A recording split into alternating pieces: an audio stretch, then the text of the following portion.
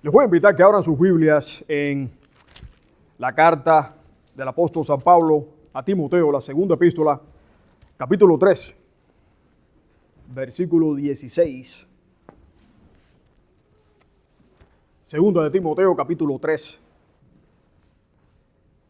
versículo 16. Y dice así la palabra del Señor: toda la Escritura es inspirada por Dios y útil para enseñar, para redarguir, para corregir, para instruir en justicia. Y en la mañana de hoy tengo el inmenso privilegio de estar acá con ustedes, no solamente yo, sino, como decía el pastor, mi familia también y los hermanos de nuestra iglesia. Y estamos celebrando el mes de la Reforma y nuevamente me siento inmensamente privilegiado y bendecido de traer el tema de sola Escritura, uno de los puntos claves de la Reforma. Debo decir que hubo ciertas reformas que se hicieron antes de 1517, cuando Lutero puso las 95 tesis enfrente de la puerta de su iglesia en Wittenberg.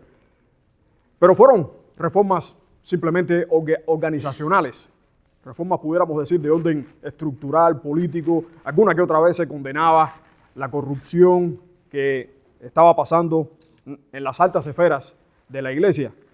Pero la particularidad, el impacto mayor que tuvo la reforma protestante es porque esta reforma tuvo un carácter doctrinal y teológico. Era la primera reforma en la cual se planteaba la necesidad de regresar a los fundamentos de la Escritura. Es decir, que una de estas solas, que es sola Escritura, tuvo un papel sumamente fundamental en la Reforma. Quiero que veamos dos puntos en este pasaje de 2 de Timoteo 3:16. El primer punto que quisiera traer es la inspiración y autoridad de la palabra. Inspiración y autoridad. Y el segundo punto es su suficiencia. ¿Por qué razón fue importante para los reformadores mostrar la inspiración y la autoridad de la palabra y también su suficiencia? Y también por qué razón es tan importante para nosotros en estos días. Si vemos la primera parte del versículo 16, nos dice: toda la Escritura es inspirada por Dios. Se está refiriendo a toda la Biblia. No solamente se está refiriendo al Antiguo Testamento, porque muchos dicen, bueno, es que en la iglesia originalmente se utilizaba más el Antiguo Testamento y el Nuevo Testamento, el canon, o sea, la agrupación de los libros que finalmente se decidieron que serían parte del Nuevo Testamento, se estableció después en los consejos de la iglesia. Pero lo cierto es que para finales del primer siglo, ya la mayoría de las iglesias tenían establecido cuáles eran los libros que eran autoritativos dentro del Nuevo Testamento. Y sí, es cierto de que en su mayoría se utilizaba mayormente al principio el Antiguo Testamento. Y el canon del Antiguo Testamento ya había sido establecido por las autoridades eclesiásticas, o sea, por las autoridades religiosas de Israel desde siglos antes, y tuvieron varios métodos en el cual ellos pudieron establecer y pudieron definir que un libro era particularmente inspirado por Dios, específicamente de los profetas, como en el caso de Isaías y Jeremías, cuando decía, así dice el Señor. O sea, en su gran mayoría todos los profetas, cuando decían esta frase, era porque eran mensajeros de Dios, aunque no todos los profetas, lamentablemente, fueron verdaderos mensajeros de Dios. ¿Qué significa la palabra inspiración? El vocablo griego que se usa en el griego original es theopneustos. Clarito, ¿verdad? Theo significa Dios y neustos significa inspirado. En otras palabras, exhalado. Es como si Dios hubiera soplado su palabra, de la misma manera que en Génesis dice que sopló sobre la nariz de Adán y trajo vida. de esta misma manera Dios sopló sobre los autores, aquellos hombres que Él escogió y que preparó para que fuesen los portadores de su revelación. Y esto es lo que significa exhalar, despedir, pudiéramos decir, soplar. De hecho, la segunda parte del vocablo theopneustos viene del verbo que describe el movimiento o la presión que ejerce el aire. Es por eso que las llantas de nuestros automóviles se llaman ¿cómo? Neumáticos. Eso proviene del griego. Y esta palabra tiene su pequeña raíz también en eso. Es decir, tú y yo conducimos vehículos que están por encima del aire. Se soportan. La diferencia entre el vehículo y la carretera es simplemente aire. Es decir, que si usted y yo vamos a alta velocidad y uno de esos neumáticos se revienta, adivine. ¿Verdad? No estoy diciendo con esto ahora que no manejen, sino chequeen sus llantas de manera regular. Es importante. Pero cabe señalar que el mismo Nuevo Testamento, como señala la inspiración, la autoría de parte única y exclusivamente de Dios.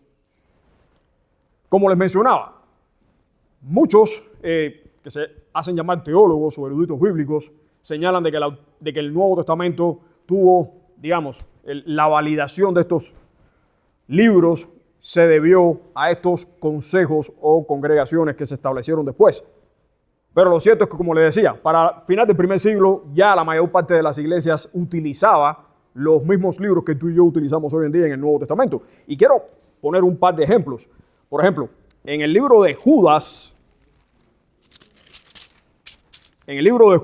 versículo 17, recuerden que Judas tiene un solo capítulo, versículo 17 de Judas dice esto: pero vosotros, amados, tened memoria de las palabras que antes fueron dichas por los apóstoles de nuestro Señor Jesucristo. Es decir, Judas le está dando a las palabras de los apóstoles la misma validez revelatoria que tienen el resto de las Escrituras. Lo interesante es que uno de sus apóstoles, Pedro, escribió esto en su primera epístola. En Primera de Pedro, capítulo 1, versículos 20 y 21, esto dijo el apóstol Pedro: entendiendo primero esto, que ninguna profecía de la Escritura es de interpretación privada, porque nunca la profecía fue traída por voluntad humana, sino que los santos hombres de Dios hablaron siendo inspirados por el Espíritu Santo. ¿Está claro?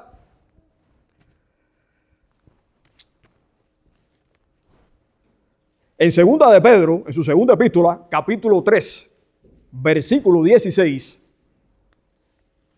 esto también señaló el apóstol Pedro. Segunda de Pedro 3:16. Y tened entendido que la paciencia de nuestro Señor es para salvación, como también nuestro hermano Pablo, según la sabiduría que le ha sido dada, os ha escrito.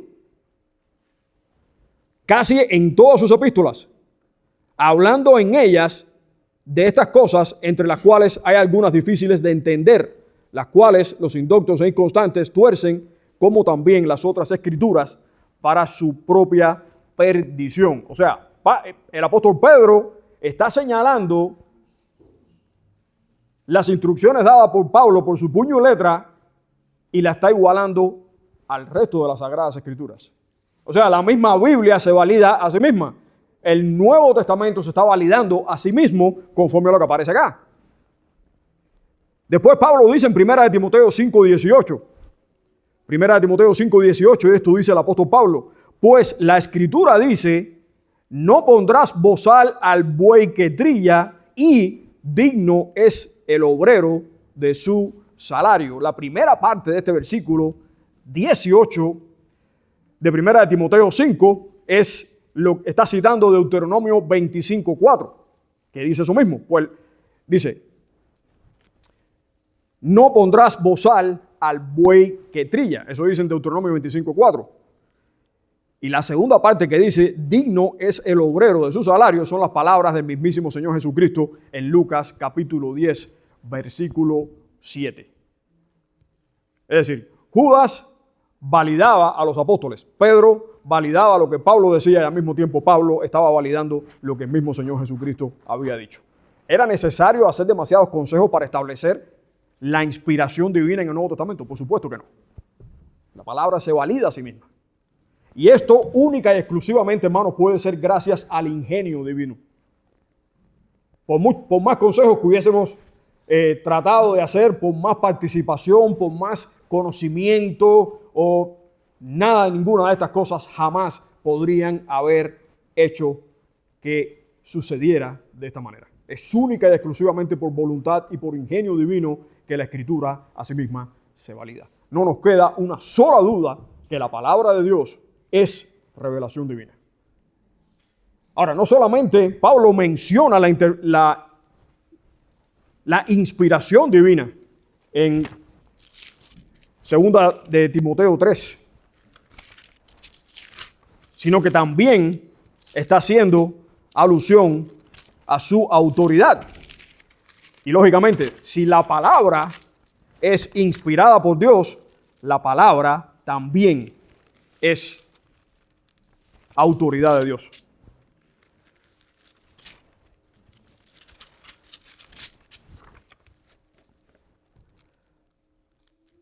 Toda la Escritura es inspirada por Dios. Y si dice que está inspirada por Dios, es al mismo tiempo autoritativa.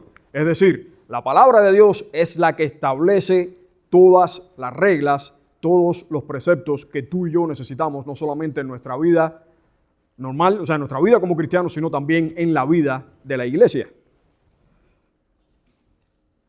Dice así la palabra del Señor en el Salmo 12, versículo 6.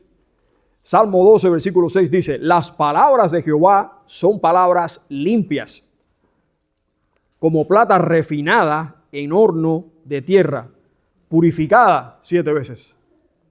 Es decir, la palabra de Dios tiene valor por encima de todo. Y si tiene valor por encima de todo, es también autoritativa en nuestra vida. Tiene suprema autoridad. Después nos dice en el Salmo 119, Salmo 119, versículos 65 y 67. Nos dice en el versículo 65, bien has hecho con tu siervo, oh Jehová, conforme a tu palabra. ¿Cómo debemos conducirnos los siervos de Dios? Que por cierto, eso no es algo que se limita única y exclusivamente a los pastores, a los líderes, misioneros, no. Eso nos incluye absolutamente a todos los creyentes. ¿Cómo debemos conducirnos? Debemos conducirnos bajo la autoridad de la palabra. Después el versículo 67 dice: antes que fuera yo humillado, descarriado estaba, mas ahora guardo tu palabra. ¿Por qué razón no guardaríamos la palabra de Dios a menos de que la palabra tenga autoridad suprema sobre nosotros? Proverbios capítulo 30, Proverbios 30, versículo 5. Toda palabra de Dios es limpia. Él es escudo a los que en Él esperan. La palabra de Dios no solamente es autoritativa sobre nosotros, sino que también nos guarda, nos protege. ¿Nos protege de qué? Del error. Nos protege del error, nos protege del pecado. Isaías 66, 2. Isaías capítulo 66, versículo 2. Mi mano hizo todas estas cosas y así todas estas cosas fueron, dice Jehová. Pero miraré a aquel que es pobre y humilde de espíritu y que tiembla a mi palabra. No quiere decir que tú y yo debemos tener pavor de la palabra de Dios. Debemos temerle como, no sé, como podemos temerle a un huracán o un tornado que se avecine. No sé. El temor, esa clase de temor no es la que debe tomar control sobre nosotros ante la palabra de Dios, sino es un temor reverente. ¿Cuánta reverencia tenemos por la palabra de Dios? Jeremías 23, 9. Jeremías capítulo 23, versículo 9. A causa de los profetas, mi corazón está quebrantado dentro de mí. Todos mis huesos tiemblan. Estoy como ebrio. y como hombre a quien dominó el vino, delante de Jehová y delante de sus santas palabras. Si la palabra de Dios es santa, también tiene autoridad. Es interesante que en el jardín del Edén, en el mismo comienzo de los tiempos, al mismo comienzo de la Biblia, en el capítulo 2 de Génesis,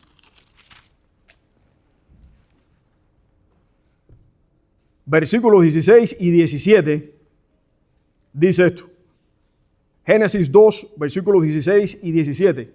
Y mandó Jehová Dios al hombre diciendo, de todo árbol del huerto podrás comer, mas del árbol de la ciencia del bien y del mal no comerás, porque el día que de él comieres, ciertamente morirás.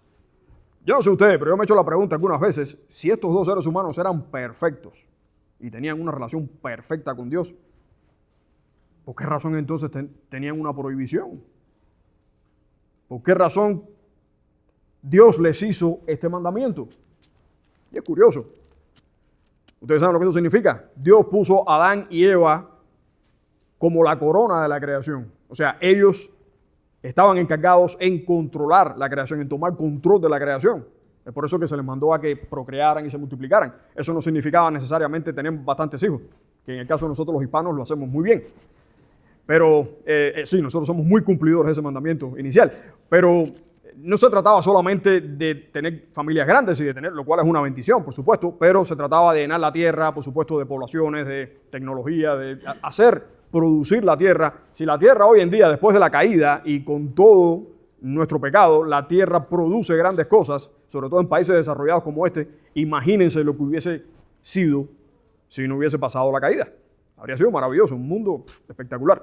Bueno, lo cierto es que aun cuando estos dos hombres tenían una relación perfecta con Dios, porque ellos eran también perfectos en naturaleza, igualmente tenían un mandamiento que debían seguir.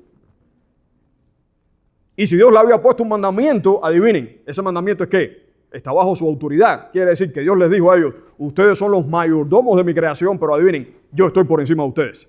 Ustedes no tienen la soberanía, ni tienen tampoco la autoridad final sobre esto, sino que la tengo única y exclusivamente yo. Y es interesante que el diablo, cuando viene en forma de serpiente, en el capítulo 3, los tienta precisamente poniendo duda a ese mandamiento divino. El diablo se acerca a Eva a través de esta serpiente y le dice, con que Dios os ha dicho. El pastor Charles Stanley decía de que el diablo todavía sigue usando la misma estrategia. Es la misma pregunta que nos hace a todos nosotros antes de tentarnos y llevarnos al pecado. Es la misma pregunta. ¿Con que os ha dicho Dios? Así dijo Dios. Es poner duda sobre la palabra de Dios. Y Charles Stanley decía de que el diablo no había cambiado la estrategia porque todavía le seguía dando buen resultado. Lamentablemente. Y la mujer respondió a la serpiente, del fruto de los árboles del huerto podemos comer, pero del fruto del árbol que está en medio del huerto, dijo Dios, no comeréis de él, ni le tocaréis para que no muráis. Entonces la serpiente dijo a la mujer, no moriréis, sino que sabe Dios que el día que comáis de él, serán abiertos vuestros ojos y seréis como Dios, sabiendo el bien y el mal. A mi entender, he leído algunos maestros que tienen esta opinión, yo coincido con ellos.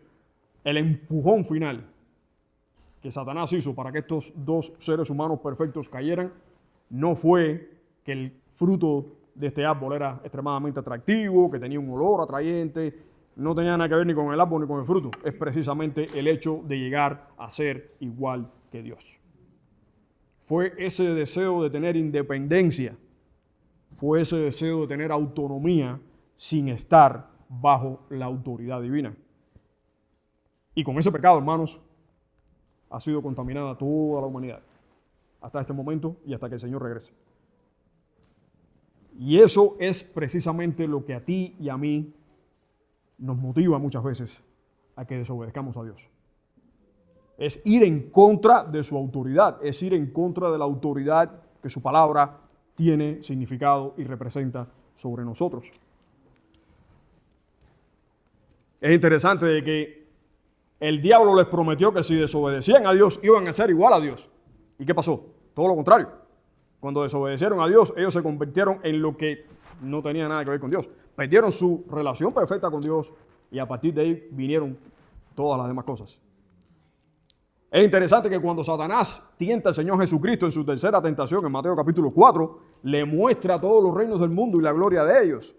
Y le dice al Señor, todo esto te daré si postrado me adorares. Y el Señor Jesucristo muy bien menciona al primer atributo maligno de este enemigo nuestro. Es su mentira.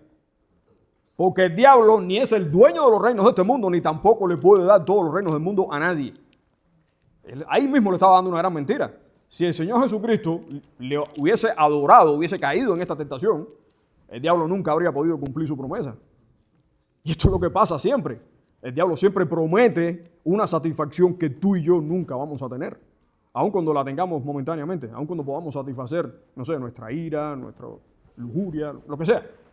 Eso nunca va a tener un carácter permanente en nosotros. Solamente Dios da verdadero gozo, solamente Dios da verdadera alegría en el corazón redimido.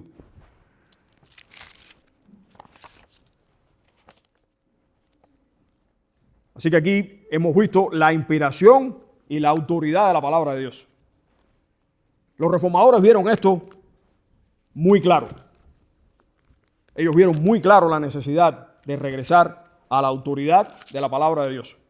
Y por supuesto que uno de los elementos principales para definir esa autoridad era precisamente su inspiración. El problema de la Iglesia católica era que para los tiempos de la Reforma, ellos no negaron en ningún momento que la Biblia era inspiración divina. Usted nunca ha visto que ningún papa haya dicho que la Biblia no sea la palabra de Dios. El problema estaba en que habían otros dos agentes que se igualaban en importancia a la palabra de Dios. Estas eran las tradiciones y la otra eran las enseñanzas extra cátedra o ex cátedra, como se le dice. ¿A qué se refieren estas enseñanzas ex cátedra? Se refieren a doctrinas que el Papa, en su autoridad como sumo pontífice de la Iglesia, se reservaba para dar, o sea, enseñanzas y doctrinas que tuvieran que ver con la moralidad y con la espiritualidad del creyente. A este tipo de enseñanzas, aunque necesariamente no estuvieran alineadas con lo que establece la Escritura, se les daba exactamente la misma importancia. Y peor aún, por siglos enteros no se escuchó una verdadera predicación de la palabra. La predicación se hacía en las iglesias en su mayoría en la época de la era medieval en latín. La mayoría de la gente no hablaba latín. Los únicos que contaban con una copia de las Escrituras eran los papas, los sacerdotes, los clérigos, los monjes. La gente recibía muy poca enseñanza que tuviese que ver con la Biblia. En algunos casos, algún que otro sacerdote daba una buena enseñanza a partir de lo que leía o de lo que estudiaba, pero no era muy común. Y fue esto lo que estuvo debilitando a la iglesia en gran manera durante todo este tiempo y lo que hizo detonar la Reforma protestante. El artículo de la fe, pudiéramos decir que era el artículo más crítico dentro de la Reforma, porque en la enseñanza de la Iglesia Católica decían de que una persona podía ser salva por dos cosas: por la fe en el sacrificio a Cristo, pero al mismo tiempo por las buenas obras. O sea, el sacrificio de Cristo y su resurrección infundía sobre el creyente cierta justicia, pero lo otro tenía que ponerlo el creyente con sus buenas obras, con los sacramentos. Eso es lo que se conoce como la doctrina de la infusión, que no es un té, es una infusión. Porque ellos de lo que enseñaban era de que el sacrificio de Cristo y su resurrección infundía sobre el creyente un % de justicia, pero no total. Eso no era lo que establecía la Biblia. Los apóstoles fueron bien claros en el elemento de sola escritura. Los apóstoles no se desviaron nunca de ahí. Los padres, los llamados padres de la iglesia, que fueron hermanos, maestros prominentes que salieron en los primeros siglos de surgimiento de la iglesia, también lucharon firmemente con el concepto de regirse única y exclusivamente por la palabra, pero con el tiempo las tradiciones y las enseñanzas extracátedra empezaron a debilitar y a debilitar cada vez más la iglesia, al punto de que para el siglo XVI, mejor dicho, para 1517, Lutero se aparece con esas 95 tesis en la puerta de su iglesia, y las cuales necesariamente no eran una cuestión teológica. Eso viene, pudiéramos decir que Lutero se estaba quejando de algunas cosas que estaban pasando dentro de la iglesia, aunque él todavía no tenía idea de lo que Dios estaba haciendo en su vida. Él no tenía idea que aquello sería como una pequeña chispa en medio de un gran escape de gas que iba a causar esa explosión grandiosa en la historia. Y sin duda alguna, hermanos, la reforma protestante no solamente tuvo un impacto doctrinal y teológico sobre la iglesia. A partir de ese momento empezaron a traducirse las Biblias en los idiomas de cada uno de los países, ¿verdad? Se empezó a predicar la palabra en el idioma que cada persona podía entender, y todo esto, imagínense, empezó a hacer este efecto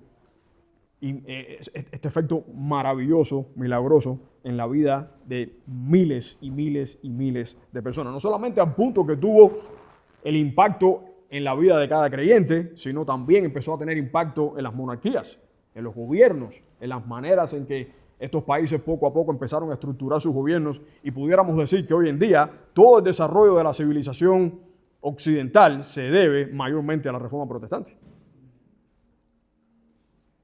Una cosa bastante simple: los hospitales. Los que empezaron a atender enfermos en grandes masas, un poco también debido a las epidemias que azotó Europa en el medioevo, pero fue precisamente por los cristianos. Las enseñanzas en masas, las primeras grandes enseñanzas en masa eran para clérigos, pero después esas universidades que originalmente fueron seminarios católicos o protestantes se convirtieron en universidades, las más prestigiosas del mundo hoy en día. O sea que podemos ver en varios puntos de la historia el beneficio que la reforma protestante tuvo sobre la civilización y sobre lo que podemos disfrutar hoy en día, que está bastante en juego, lamentablemente. Ahora, quiero que veamos el segundo punto, que es la segunda parte de este versículo 16. Vimos brevemente lo que es la inspiración y la autoridad de la palabra. Ahora quiero que veamos su suficiencia, porque aquí Pablo no solamente está hablando de dónde es el origen de la palabra, sino para qué es útil la palabra. Y Pablo menciona cuatro características, 4 funciones para las cuales la palabra es vital. Toda la escritura es inspirada por Dios y es útil para enseñar, para redarguir, para corregir y para instruir en justicia. En primer lugar, la palabra es útil para enseñar.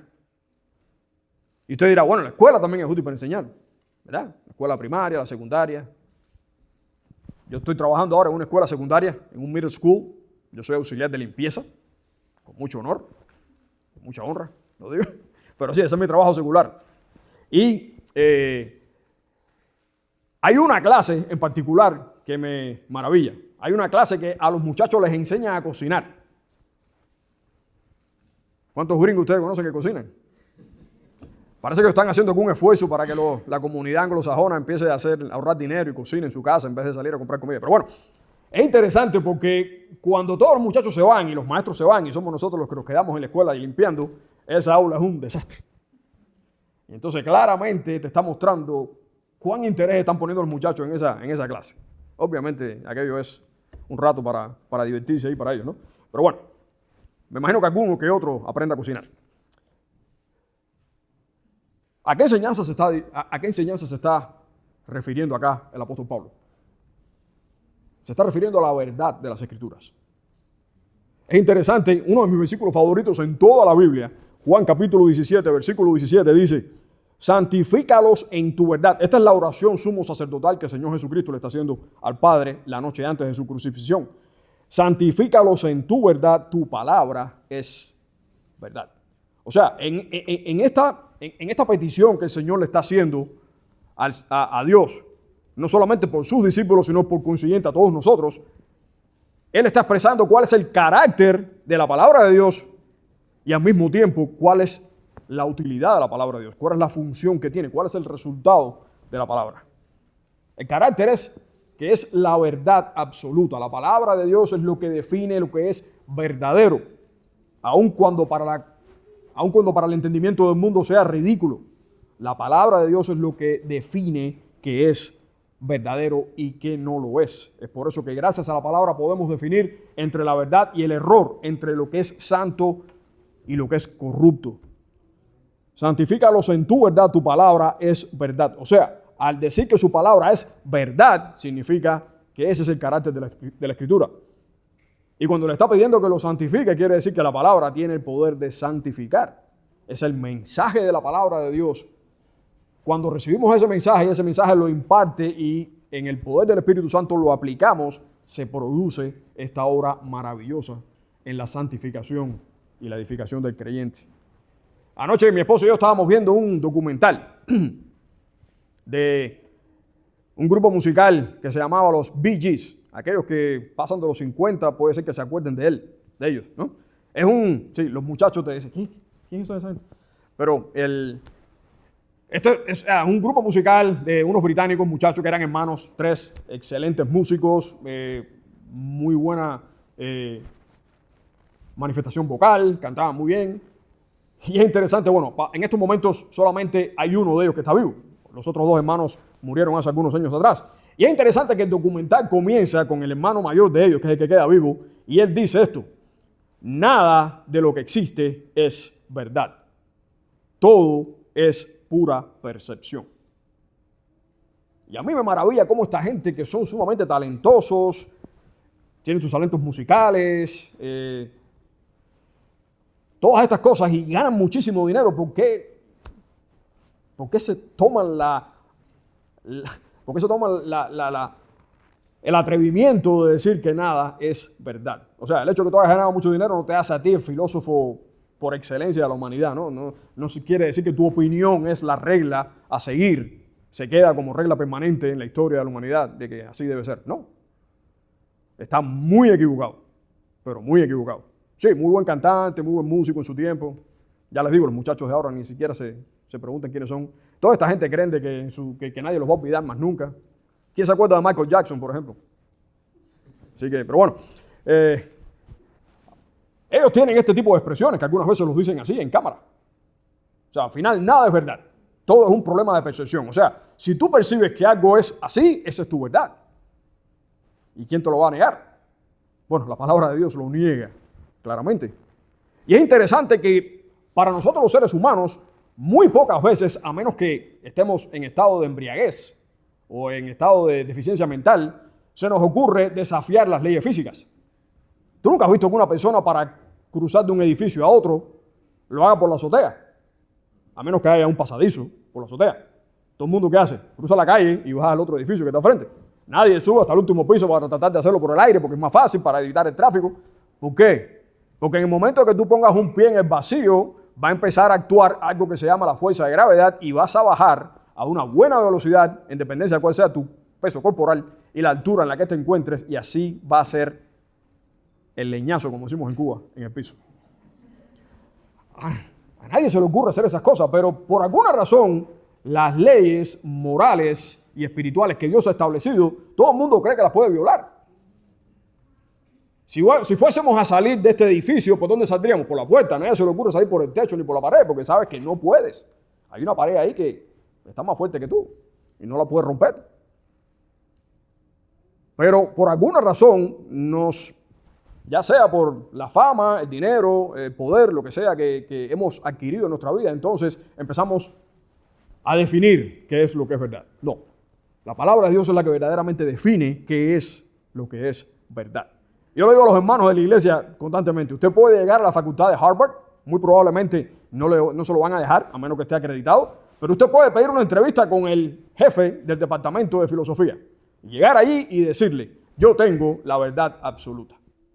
Y lo más seguro es que ese hombre o mujer que esté ahí, que sea el director de la facultad de filosofía de Harvard, se nos echa a reír, porque para ellos es simplemente eso. La verdad es lo que cada cual quiera construirse como su propia verdad. Pero nosotros tenemos la verdad absoluta. No porque es nuestra, no porque nosotros la creamos, no porque nosotros la ingeniamos. Es porque Dios nos los ha dado a conocer en nuestra palabra. Digo, en su palabra. En su revelación. Un pastor una vez decía que la Biblia es la porción de cielo que tenemos en nuestras manos. Y bien dicho, porque tú y yo jamás hemos visto un mundo perfecto. Tú y yo jamás hemos caminado con personas perfectas. Los únicos que tuvieron ese privilegio fueron los apóstoles del Señor y los que presenciaron a Cristo en aquel momento, que no le dieron el crédito que debían darle. Pero tú y yo no hemos conocido a nadie así. Y jamás hemos vivido en un mundo perfecto, ni tampoco hemos ido al cielo, aunque muchos dicen que sí han ido. Pero realmente no. Con la excepción, por supuesto, del apóstol Pablo y de la visión de Juan y todo eso. O sea, es interesante que estos hombres, a Juan, por ejemplo, le dijeron, escribe, y otras veces le dijeron, no escribas. A Pablo le dijeron, lo que has visto no digas nada. Y resulta que ahora cualquiera sueña y viene y dice, Dios me dijo esto, y es así, ya sabes. Y hay que darle crédito, ¿no? Y hacer películas y documentales y cosas. En primer lugar, la palabra es útil para enseñar. La palabra es suficiente para enseñar. Usted puede conocer personas que no tienen un alto nivel cultural, pero si esas personas han sido instruidos por la palabra y obedecen la palabra, son personas extremadamente sabias. Y todos los hemos conocido. No sé si yo creo que ustedes no han hecho la historia. La gente de mi iglesia siempre están aburridos que le haga las mismas historias. Pero en un viaje misionero que vi a Guatemala, empiezo a predicarle al evangelio a algunas personas que estaban sentados en la plaza del pueblo y me encuentro con una señora y le empiezo a predicar el evangelio y la señora empieza a sacarme versículos y versículos y versículos y decía, wow. Y yo le decía, usted debe leer mucho su Biblia. Y dice, no, es que yo no sé leer. ¿Y cómo sabe todo eso? Y dice, mire, cuando yo estaba muy jovencita, nunca pude ir a la escuela porque mi padre murió y mi mamá tuvo que ponerme a trabajar junto con ella. ¿Qué pasó? Cuando yo me caso y tengo mi primer hijo, yo le compré una Biblia y lo ponía a él a leerme la Biblia. Y de esa manera no solamente me alimentaba yo, sino que él también se ponía al contenido de la Biblia. Y ahora que ese hijo mío está grande y está trabajando, los nietos los cuido yo. Y adivine, yo hago lo mismo con los nietos. Muy sabia la señora. Entonces se dan cuenta de que nivel cultural, tener una gran cantidad de conocimiento no necesariamente significa que usted es una persona sabia. Usted es una persona sabia cuando usted conoce y obedece lo que Dios dice. La palabra nos trae convicción de pecado. No solamente dice que la palabra es buena para enseñar, sino que también es ¿para qué? Para redarguir. Redarguir significa eso. Es traer convicción de faltas, traer convicción de algo malo. Es traer convicción de pecado. Eso hace la palabra. La palabra nos confronta con nuestra propia naturaleza. Y una cosa que me maravilla y hasta al mismo tiempo muchas veces me enfurece, es que hoy en día la predicación del evangelio, compartir el evangelio de Cristo con otras personas, es como que, ¿qué te parece esto que estoy vendiendo? No, es un producto más. Ponlo a prueba, si no te gusta, lo devuelves. Tu dinero garantizado. No, el evangelio no es un producto que se vende. No es creado por los hombres y no está para ser manejado por los hombres a su propio antojo o a su propia creatividad. El evangelio debe de entregarse al pecador, a la persona no creyente, como lo establece la palabra. Y una de las primeras cosas que hace el evangelio es precisamente confrontarnos con nuestro pecado. Una de las peores cosas que está haciendo la iglesia hoy en día es empezar a incorporar a la enseñanza y a sus reglas eclesiásticas cuestiones que son de la psicología moderna. Yo sí considero que la psicología tiene su papel dentro de la ciencia. Hay personas que tienen problemas psicológicos clínicos, pudiéramos decir, como el caso de autismo, otras enfermedades de la mente que ellos deben estar preparados para hacer. Pero que la psicología moderna defina el comportamiento de cualquier persona normal, eso es inaceptable. El hecho de que, tú eres el resultado de la manera en que te criaste. Tu abuelo era un borracho y tu padre también. Es evidente que tú sacas como borracho. Mi papá era comunista, yo no salí comunista. Eso es una violación clara del principio de la psicología. Hace unas semanas atrás estaba en la escuela y el salón donde están los auxiliares de limpieza, los custodios que le llaman, está justo al frente de la oficina de los consejeros. Los consejeros son psicólogos que el distrito escolar le paga para que estén allí y le den atención a estudiantes que estén en cierta o determinada, pasando por ciertas situaciones, ¿no? Es la ayuda psicológica que le dan. Entonces, viene una muchachita, que presumo que debe tener unos 10, 11 años, y la niña estaba anegada en lágrimas, llorando. Y cuando viene, dice, ¿dónde están los consejeros? Le digo, no, los consejeros parece que se fueron a almorzar porque no hay nadie ahí en la oficina. Y le digo, ¿qué pasó? ¿Estás bien? Dice ella, no, el problema es que empujé en la cafetería a una compañera de clases y ella resbaló con leche o algo que había en el piso y la muchachita se dio un golpe duro en la cabeza y me voy a meter en problemas. Y yo le digo, bueno, lo primero que tú debes hacer es reconocer lo que hiciste, reconocer que hiciste algo malo y disculparte con la muchachita, ¿verdad? Disculparte con ella y buscar ayuda con un profesor. Dice, no, pero es que tú no entiendes. Es que me voy a meter en problemas, pero es que ya el problema lo tienes encima. Entonces parece que yo no fui un buen psicólogo con ella y la muchachita se fue. O sea, solamente son 10 o 11 años, hermano. Aparentemente es una mente inocente. Pero ella estaba buscando al consejero para que el consejero, la consejera, porque casi todos son mujeres, ¿eh? Para que la sentara y le dijera, no, tú no te preocupes. Tú tuviste esa reacción por causa de las cosas que están pasando en tu vida en este momento. Estás creciendo, estás desarrollando, tu mamá no te da la atención, tu papá tampoco, tu papá es no sé qué cosa, tu abuelo, tu tío y tu tatarabuelo. O sea, a esa hora los consejeros empiezan a decirle a ella que no se sienta culpable por lo que hizo.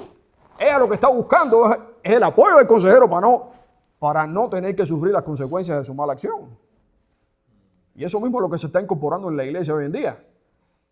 A punto que se nos llama personas que cometen errores. No. Error es lo que me ha pasado a mí varias veces, que me paso de la salida o ahora mismo en vez de doblar en una calle doblé en la otra, en la que no era. Eso es un error, porque eso es inconsciente. Nosotros somos pecadores, nosotros cometemos crímenes de orden moral, nosotros tenemos faltas de orden moral y precisamente la palabra pecado significa eso. Es no dar en el blanco, no dar en el centro del problema. Pecado significa eso, que tú y yo no caminamos en la misma santidad que Dios manda y que estipula que tú y yo lo hagamos. Pero eso es lo que hace la Biblia. La Biblia trae convicción de pecados. Y lamentablemente hoy en día se exalta al hombre. Todo en la iglesia se hace para exaltar al hombre, como si Dios simplemente fuera el que está ahí para elevarnos, para exaltarnos a nosotros. No, todo lo que hacemos en la iglesia, hermanos, y todo lo que hacemos en nuestra vida privada en particular, todo lo que hacemos en nuestra vida lo hacemos para la gloria de Cristo. No para beneficiarnos de las bendiciones de Cristo. Esto dice la palabra de Dios en Apocalipsis 3, versículo 17. Por si acaso algún día usted escucha alguno de esos mensajes motivacionales que dicen por ahí. Esto dice la palabra de Dios. Esto lo dijo Dios mismo acerca del ser humano. Apocalipsis capítulo 3, versículo 17. Es el mensaje a la iglesia de la Odisea, pero por consiguiente se lo está diciendo a todos los seres humanos. Fíjense lo que dice. Porque tú dices, yo soy rico y me he enriquecido y de ninguna cosa tengo necesidad. Y no sabes que tú eres un desventurado, miserable, pobre, ciego y desnudo. Yo tengo que repetirme esto a cada rato. Porque algunas veces predico y los hermanos me dicen, pastor, muchas gracias por el mensaje. No, pero entonces ahí me empiezo yo a pensar que soy el gran predicador. Entonces me tengo que acordar de esto. Que sigo siendo el mismo desventurado si no fuera única y exclusivamente por el poder de Cristo y por su obra santificadora y por su instrucción, yo no estuviera aquí. De hecho, ustedes no lo notan porque estoy bien vestido, pero estoy sudando. Una vez un muchacho joven se me acerca y me dice, en otra iglesia me dice, pastor, americano muchachito, me dice, pastor, yo sentí el llamado de Dios a la predicación. Oh, qué bueno. Y dice, sí, he predicado 2 o 3 veces, pero usted no sabe cómo me sudan las axilas. ¿Cuándo se va a acabar eso? Y le dije, no se acaba. A mí todavía me siguen sudando. Y lo hago todos los domingos. A John Knox, el gran reformador escocés, cuando sintió el llamado de Dios a la predicación del evangelio, estuvo como 3 días casi con una fobia, porque él no podía entender la gran responsabilidad que Dios le estaba dando. Decía, ¿qué pasa si yo fallo? O sea, la responsabilidad que Dios me está dando es grande, pero ¿qué pasa si yo fallo? Ese era el gran temor de John Knox. Es interesante cuando el hombre cae en el jardín del Edén, cuando Adán y Eva pecan.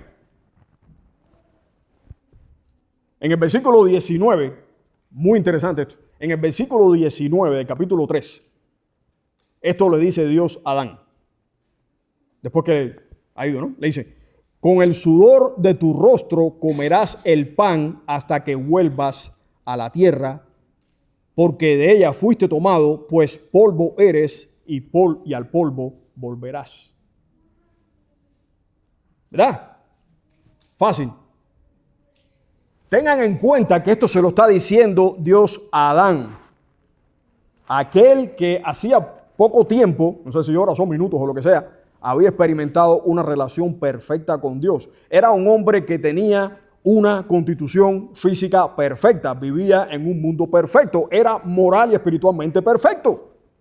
Y Dios le está diciendo a este hombre ahora, tú eres polvo y al polvo vas a regresar.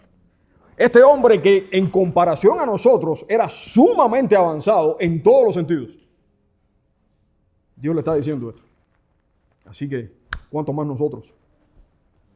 Ahora, esto es lo bueno. Porque aquí vamos para el próximo paso, ¿verdad? La palabra nos confronta con nuestro propio ser, con quién somos en realidad. Somos eso, somos polvo. No somos nada en comparación a Dios. Pero aquí viene la otra parte, que es la corrección. Fíjense como dice, toda la escritura es inspirada por Dios y útil para enseñar, para redarguir, para corregir. La palabra no nos deja en ese hueco cuando tú y yo conocemos quién verdaderamente somos. Cuando la palabra nos confronta con nuestro pecado, con nuestra naturaleza, con lo corrupto de nuestro ser, con la gravedad de nuestro pecado, al mismo tiempo Dios nos ofrece la ayuda necesaria. Y como decía el pastor al comienzo del servicio, Dios lo hace de una manera que para nosotros es inconcebible. Dios no nos dice, para que tú puedas mejorarte, tú tienes que hacer esto y esto y esto y aquello. No. Dios creó un plan para corregir nuestro gran problema. Y ese plan fue enviar a su Hijo unigénito, a la segunda persona de la Trinidad, al Dios Todopoderoso, alguien que compartía y que comparte todos sus atributos, lo mandó a este mundo en forma de ser humano para que fuera Él, no otra criatura celestial, no otro hombre con características excepcionales. No. Fue única y exclusivamente su Hijo quien pudo llevar a cabo la corrección de nuestros pecados. Y lo hizo ¿cómo? Viniendo a este mundo, viviendo por espacio de unos 30 años, tuvo un ministerio de aproximadamente 3 años en los cuales mostró y reveló la última y verdadera revelación de Dios. Y la cúspide de su ministerio fue precisamente ir a la cruz y recibir sobre sí mismo el castigo y la furia de su Padre. Es decir, tú y yo, por causa de nuestro pecado, merecíamos recibir la ira y la furia de Dios. Él no lo merecía porque la palabra dice bien claro que Él siempre fue santo, puro y perfecto. De hecho, en el capítulo 4 de Hebreos dice que Él fue tentado en todo, pero sin pecado. Es decir, que el Señor Jesucristo era el único que verdaderamente estaba autorizado a pararse delante de cualquier persona y decirle, tú eres un desastre, tú eres un esto, tú eres lo otro. Lo que muchas veces nosotros nos creemos que tenemos potestad para decirle a otras personas. Y ahí le decimos la lista de todas las cosas que creemos que ellos son sin tener en cuenta lo que nosotros somos también. Bueno, ese caso no era el del Señor. Él era santo, puro y perfecto. Es decir, cuando el Señor Jesucristo, como dice un pastor, cuando se paraba frente a alguien, era como si delante de esa persona se parara la tabla de los 10 mandamientos. Estaba la perfección delante de Él. Y repito, como decía el pastor, lo hizo de una manera inconcebible. Lo único que Dios exige es poner fe en su sacrificio y en su resurrección. Porque no son en nuestros méritos, sino en los méritos de Cristo, en los méritos de su Hijo. Fíjense en el versículo 15 de 2 Timoteo 3, el versículo que está justo delante del versículo que estamos tratando en la mañana de hoy. Versículo 15. Fíjense lo que dice. Y que desde la niñez has sabido las sagradas escrituras, las cuales te pueden hacer sabio para la salvación por la fe que es en Cristo Jesús. En Santiago capítulo 1, versículo 21, dice, por lo cual, desechando toda inmundicia y abundancia de malicia, recibid con mansedumbre la palabra implantada, la cual puede salvar vuestras almas. La palabra de Dios no está para mejorar el producto de quienes somos por naturaleza. La palabra de Dios está para transformar, para crear una metamorfosis. De hecho, el versículo metamorfosis o metamorphos en griego es el que utiliza Pablo en el capítulo 12 de Romanos, cuando dice que nos renovemos mediante ¿qué? El entendimiento. Tiene que haber una renovación en nuestra mente para que entonces haya una verdadera renovación de nuestro ser. Ese es el poder que tiene la palabra. La palabra no solamente nos enseña, nos confronta, sino que también nos corrige, nos muestra cuál es el camino a Dios, cuál es el camino a la gracia, cuál es el camino a la misericordia, cuál es el camino al perdón definitivo de nuestros pecados. ¿Qué es lo que dice la palabra en 2 Corintios 5:17? De modo que si alguno está en Cristo, nueva criatura es. Las cosas viejas pasaron, he aquí todas son hechas nuevas. Si usted nunca se ha arrepentido de sus pecados y nunca ha puesto su fe en Jesucristo, Dios le da la oportunidad en esta mañana. Pero no haga como muchos hicieron en los tiempos de los apóstoles, que dijeron, como el caso de Félix, ya vendré un día de esto y me arrepentiré. No, no funciona. Si Dios te manda a que te arrepientas, arrepiéntete. Y no solamente arrepiéntate de tus pecados, sino pon toda tu confianza que cuando Cristo murió en la cruz, pagó de manera definitiva, completa y eficaz por todos y cada uno de tus pecados. Recuerda que no se trata de tus méritos para llegar a ser salvo, se trata de los méritos de Cristo, que son los que nos llevan a la salvación. Y en último lugar, ¿qué es lo que hace la palabra? Nos instruye en justicia, nos instruye en santidad y en piedad. En otras palabras, la palabra nos muestra a Cristo. Nos muestra quién es el ejemplo. Nos muestra a quién debemos seguir, a quién debemos obedecer. Segunda de Pedro 1:3 dice, como todas las cosas que pertenecen a la vida y a la piedad nos han sido dadas por su divino poder mediante el conocimiento de aquel que nos llamó por su gloria y excelencia. Y esa gloria y excelencia está reflejada en su palabra. Es importante el elemento de sola escritura. ¿Lo fue solamente en los momentos de la Reforma? No, lo sigue siendo hoy en día. El pastor señalaba también el pasaje cuando dice que la palabra de Dios no pasará. ¿Verdad? La hierba se seca, la flor cae, pero la palabra de Dios nunca pasará. La palabra de Dios nunca cambiará. Y esa es nuestra garantía, hermanos. Confiamos en un Dios, amamos a este Dios, obedecemos a un Dios que nunca va a cambiar. Amamos a un Dios que siempre, siempre, siempre será fiel, aún en los momentos más difíciles. Dios siempre nos mostrará su fidelidad, Dios siempre nos mostrará que nunca jamás nos desamparará. Su ayuda estará con nosotros, su poder estará con nosotros. Su enseñanza es la que nos sostiene, son sus doctrinas. No tratar de aprender cosas de Dios para ver cómo mejoramos el trabajo o el tráfico mañana. Son sus doctrinas las que se convierten en el fundamento de nuestra vida. Son los que definen nuestras acciones, nuestras actitudes. Son los que dan un testimonio verdadero de quién es Cristo. Y son los que enseñan a este mundo en oscuridad y en moralidad que sí hay luz, que sí hay un Dios que es real, que es verdadero, un Dios que es santo, que es justo, que es perfecto. Y que a pesar de todo lo que sucede, a pesar de lo que podamos sufrir, de la manera en que nos puedan oprimir, todavía tú y yo podemos responder con perdón, con misericordia, con amor. ¿Tiene poder la palabra de Dios? Por supuesto que sí. Ahora, yo considero que los creyentes verdaderos en la época de la Reforma, o sea, antes de la Reforma, tenían un problema, y era que ellos tenían esa hambre y esa sed por la palabra, por poder descubrir qué es lo que verdaderamente Dios dice en su palabra, y no lo estaban recibiendo. Eso es una de las cosas que activó más que todo la Reforma. Hoy en día me temo de que nosotros tenemos varias versiones de la Biblia, sobre todo en un país como este que tenemos la facilidad de comprar Biblias donde quiera, diferentes versiones, Biblias de estudio, hasta Biblias para policías han hecho, para amas de casa, Biblias de estudio, sí, cosas así. Bueno, sí, en esta...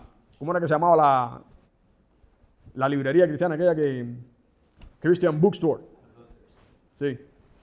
Tenían Biblias ahí para amas de casa, para policías, para bomberos, para no sé qué. Bueno, la cosa es que me temo que hoy en día tenemos tanta facilidad de poder encontrar la palabra de Dios en diferentes modalidades, ya sea en texto, en un libro, o en la internet, o Kindle, lo que sea, y no le prestamos la importancia de vida.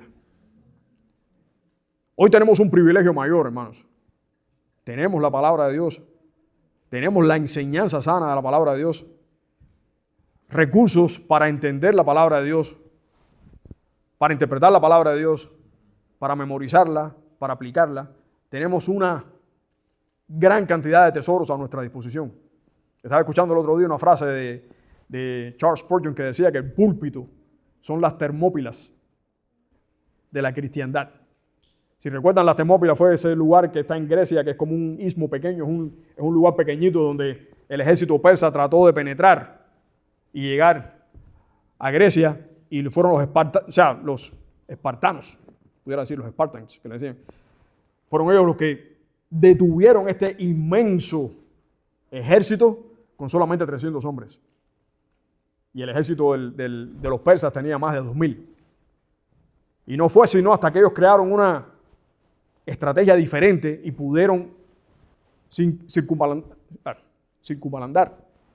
o hacer atacar la retaguardia de estos 300 hombres, y todos murieron en esa batalla. Pero después yo se refería a que el púlpito es precisamente las Termópilas del cristianismo, porque es aquí precisamente donde se expone y donde se enseña la palabra de Dios. Pero nosotros no solamente somos responsables de enseñarla, usted tiene la responsabilidad también de acogerla, de abrazarla, de aplicarla. Y en contra de todos los pronósticos, en contra de todas las fuerzas que estén en nuestra oposición, la palabra de Dios sigue siendo la misma y seguirá siendo la misma. Si Dios le dio la victoria al apóstol Pablo, tú y yo tenemos la garantía de que igualmente seremos victoriosos viviendo en obediencia a esa palabra. Amén. Oremos. Señor y Padre, te damos gracias en esta mañana por la revelación de tu palabra, por lo maravilloso, la maravillosa valía, el gran tesoro que tenemos en nuestras manos, Señor, al contar con tu palabra. Y no solamente con tu palabra, sino con todos los recursos que nos ayuden a tener un buen entendimiento de ella y poder aplicarla. Ayúdanos, Señor, a que de la misma manera en que los reformadores le dieron gran importancia, relevancia, reverencia a tu palabra, que de esa misma manera lo hagamos nosotros hoy. Que mostremos, Señor, a este mundo en oscuridad e inmoralidad, que tú eres real, que tú eres un Dios que transforma vidas, que tu palabra tiene poder, que tu evangelio es suficiente absolutamente para todo en nuestras vidas, y que de esta misma manera llevemos tu nombre en alto y te demos gloria para siempre. Alabado y bendito sea tu nombre en toda tu gloria, en toda tu majestad. Te lo pedimos en el nombre de Jesús. Amén y amén.